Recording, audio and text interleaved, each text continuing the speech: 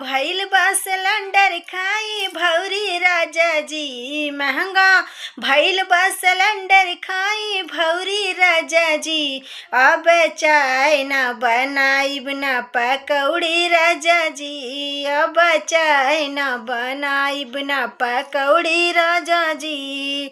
महंगा तो महंगा भइल मिले न सिलेंडर। महंगा तो महंगा भइल मिले न सिलेंडर। लाइन लगा के लोगवा खड़ा बा कतार में। महंगा तो महंगा भइल मिले न सिलेंडर। लाइन लगा के लोगवा खड़ा बा कतार में।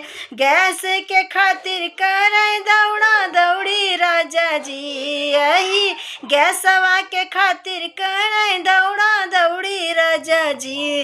अब चाय न बनाइब न पकौड़ी राजा जी। अब चाय न बनाइब न पकौड़ी राजा जी। महंगा भइल बा सिलेंडर खाई भौरी राजा जी। अब चाय न बनाइब न पकौड़ी राजा जी। सुन लिए हमसे चूल्हा न फुकाई। सुन लिए हमसे चूल्हा न फुकाई। गैसवा के बिना पकवान न भेटाई। गैसवा के बिना पकवान न भेटाई। एक दिन खुशी से बनाई देब दाल पिठौरी राजा जी। एक दिन खुशी से बनाई देब दाल पिठौरी राजा जी। अब चाय न बनाइब न पकौड़ी राजा जी। अब चाय न बनाइब न पकौड़ी राजा जी।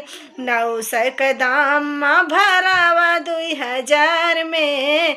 900 के दाम है भरावा 2000 में।